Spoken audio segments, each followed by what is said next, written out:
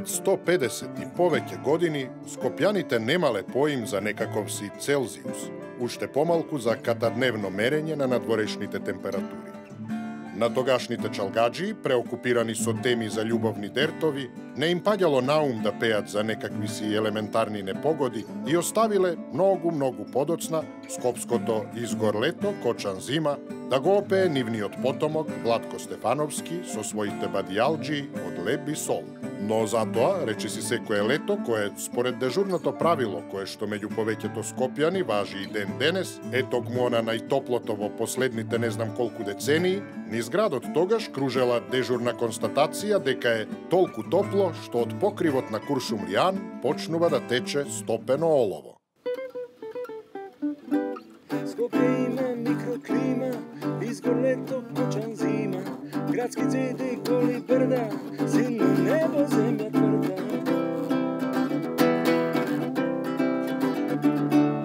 Мате Вардар брзо тече, тајни носи време влече, Скопје прави падни стани, има 9 лути рани. Скопје има славни мала, де бар мала nije šala. Skopje java brzo konče, a primonče Makedonče. Je, da, nasmeni se i ne beri gajle, namigni mi, ajde na zdravje, Skopje!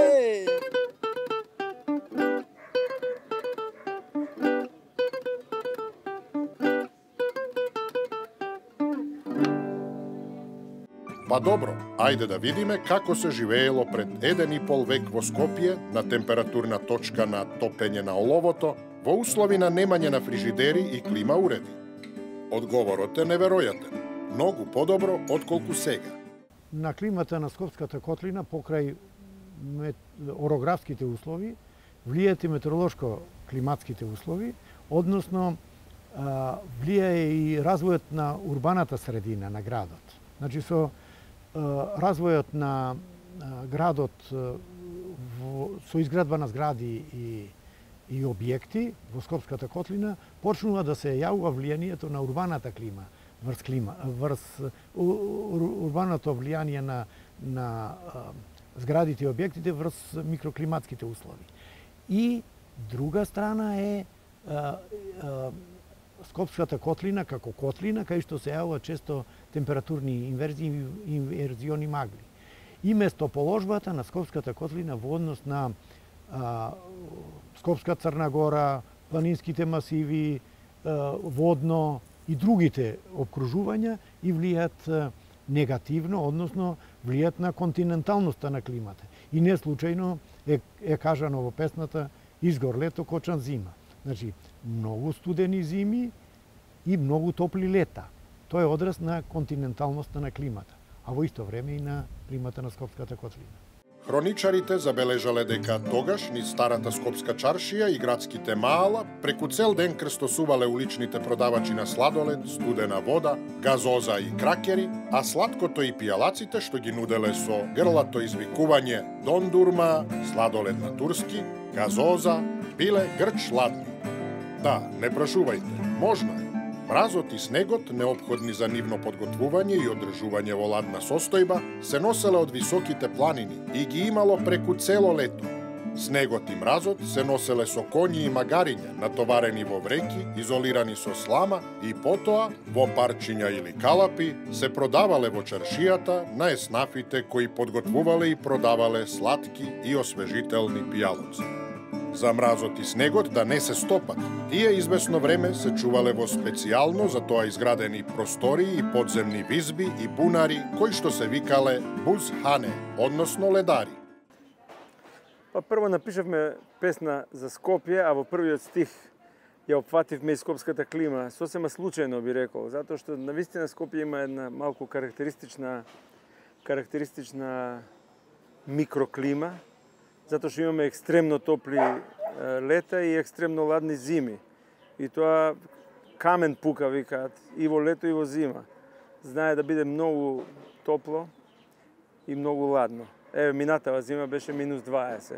Попукаа сите цевки по зградиви по куќиве скопски. Кога е лето, па од друга страна можеш да одиш по полутечен асфалт, така што сите сме сведоци на тоа. Снабдувањето со мраз и снег го вршеле специјално за тоа задолжени луѓе, обично од селата, од подножјата на високите планини. Тие тоа го правеле за пари или со задолжување по основ на ослободување од даноци.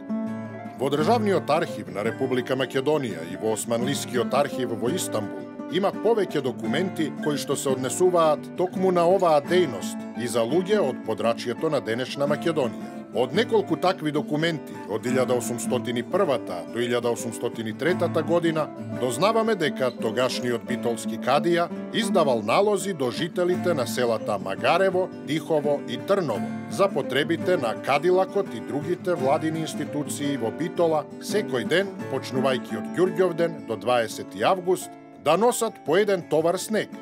Слично било и во другите поголеми градови, а познато е дека за Скопје снегот се носел од планината Лисец, каде што го имало до месец мај, и од Тисовица и Црн врв, каде што го имало преку целата година. Местоположбата на градот Скопје, Скопската котлина е предодредена. Воопшто и во историјата сме имале вакви состојби и остри зими и жешки лета. Например, би го спомнал екстремот кој е регистриран на 22 август 52 година, кога се измерени исклучително високи температури во цела Македонија и конкретно за Скопската котлина.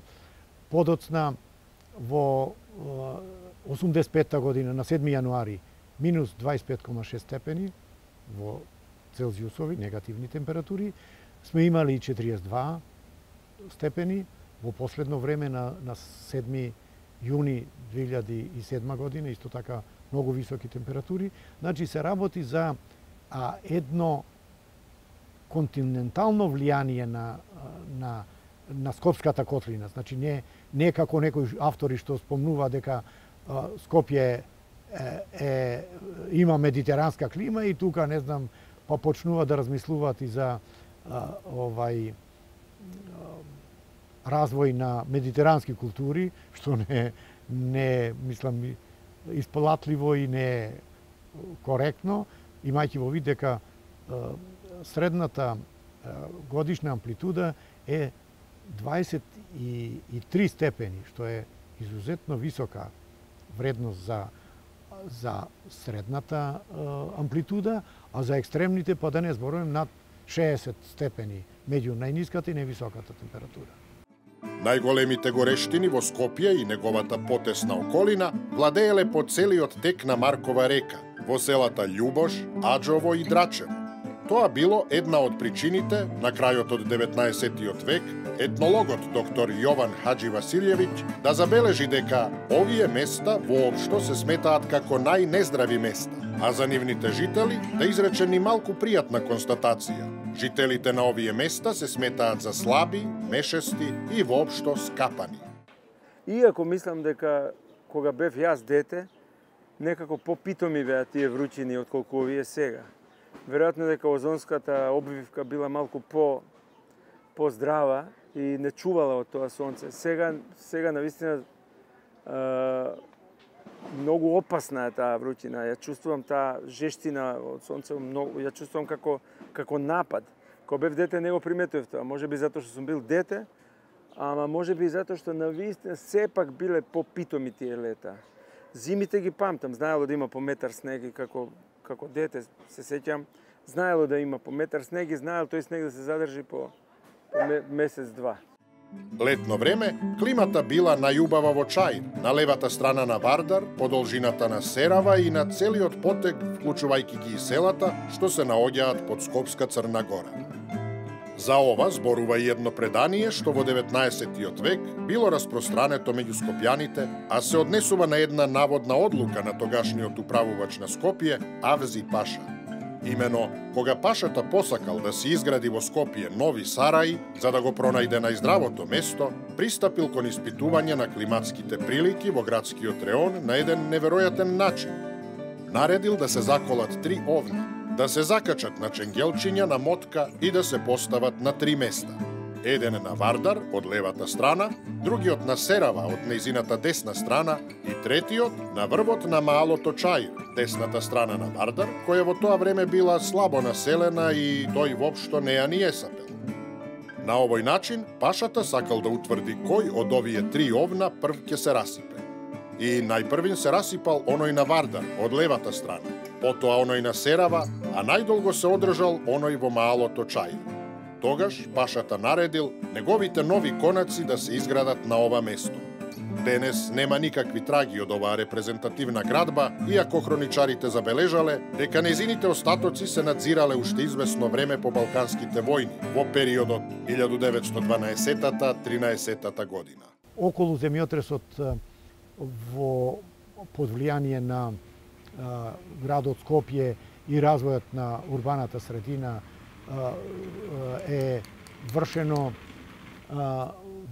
одредено им мерења за микроклимата на градот Скопје и Скопската котлина на одредени локалитети, да се покажи колкаво е влијанието на урбаната средина, иако во последно време треба со нови техники, автоматски метеоролошки станици да се постават низ цела градот Скопје и Скопската котлина, да се укаже на евентуално колкаво е влијанието на урбаната средина, има и техники, автоматски станици и така натаму. Со оглед дека сите скопјани ја немале таа привилегија да живеат во Чаир, логично е прашањето што правеле во моментите кога од жештините се топело оловото од покривот на Куршумли Ан. Па, одговорот е едноставен – бегале од Скопје. Уште познатиот патописец Евлија Челеби, кој што во 18 век во 2 наврати го посетил градот, забележал дека жителите на Скопје љубат веселба и задоволство, бидејќи срцето им е вдахновено со љубов и уживање. Речи си немало скопјанец кој што не правел по неколку излети надвор од градот. Во 19 век, на пролет, скопјаните правеле прошетки кај Тасино чешмиче, а од Великденскиот четврток започнувале да излегуваат во Тахталиџе, кое во тоа време било атар на селото Долно Водно. Летно време од Спасов ден се до Велика Госпојна оделе во Старо Вардариште и по Бавчите, а потоа уште и по Лозијата се до Гроздоберите, по кои забавите се селеле во куќите. Поаѓајќи од фактот дека во последно време во мода, под наводници во мода, е конвенцијата за климатски промени во светот, кај што е покажано дека влијае глобалното затоплување на воопшто во светот и во Македонија, и во Скопската котлина, ќе се јават одредени негативни влијанија на елементите на стаклената градина, CO2, хлорофлурокарбонати и така натаму, според одредени емисиони сценарија ќе се случат и големи проблеми во однос на зголемување на температурите и појава на топли и студени бранови и интензивни дождови со кусо траење што го имаме веќе неколку години уназад како карактеристика на климата, времето и климатските промени на градот Скопје и Скопската котлина. Хроничарите уште забележале дека особено преку лето, ниту во еден друг град во овие страни, светот не одел толку на летување по манастирите како во Скопје. Ова пред се однесувало на рисјаните, кои за да избегнат од топлиот вршник што го притискал градот, оделе и патувале по 3 дена во блиските манастири, каде што останувале и по неколку недели. Например, за манастирот Свети Пантелејмон во селото Нерези, првиот конак им бил во Козле, на 15 минути од Скопје. Другиот конак им бил Тумба, подоцна заради енормното вадење на камен оваа местност пропаднала и денес не е Тумба, туку Дупка, а третиот конак бил во самото Нерези. За разлика од рисјаните, муслиманските жители на Скопје спас од летните горештини барале во честите теферичи, прошетки, екскурзии до падините на Китка. Забележано е дека низ целиот 19 век и на почетокот од 20 век, најомилено место за вакви излети им било подрачјето на целото Горно Количани, а некои оделе и до Петровец, за кој е забележано дека имал студена и сладка вода, која што непрестајно терала на јадење. Иако ваквите убави скопски обичаи се задржале се до 20 век, нивната постепена ерозија започнала уште од 1800 години. кога голем дел на скопјаните почнале да наоѓаат забави по кафеаните и пивниците, кои што во тоа време започнале една по друга да се појавуваат околу бреговите на Вардар. Се поголемото пристигнување на светот од другите градови и Европа го условило и подобрувањето на кафеаните, пивниците, кината и хотелите, така што немал број на скопјани наместо ладовината на манастирските конаци ја преферирале студената бира во кафеаните, од кои најпозната била онаа во Ислахана, во тогашниот и денешен градски парк. Големо влијание на квалитетот на климата и климатските услови има загадувачките материи кои се испуштаат во воздухот, нарачно во зимски услови, и при појава на температурни инверзии и инверзиони магли, и се навистина карактеристика на климата во зимски услови и на екстремноста на загадувањето и нивното влијание врз здравјето на луѓето и околината. И покрај тоа што во Скопје во лето владееле исклучително високи температури, во 19-тиот и на почетокот на 20-тиот век Скопје имало добра вода за пиење, која во градот стигнувала од водоводот што се протегал до граноците на Скопска Црна Гора. Северозападниот дел од градот пак ја добивал водата од Газибаба. Сета таа вода се точела од многу чешми кои што најмногу ги имало по средината на Скопје. Исто така, во тој дел од градот имало и најмногу шадрвани, тоест фонтани. Ретка била џамија што немала шадрван. На десната страна на Скопје пак имало само еден шадрван. Покрај шадрваните, во Старо Скопје имало и повеќе стари чешми, стари барем според името и традицијата. Најпознати јавни чешми во тогашното Скопје биле Аладжа чешме, Соук чешме во Чаир, Капан чешме кај Капанан, Демирџи чешме и така натаму. Секако, најмногу чешми имало во Чаир и Топана. Освен тоа, во Скопје имало и многу приватни чешми по куќите. Сите овие чешми, јавни и приватни, ги одржувале чешмеџиите, кои што имале и свој посебен еснав.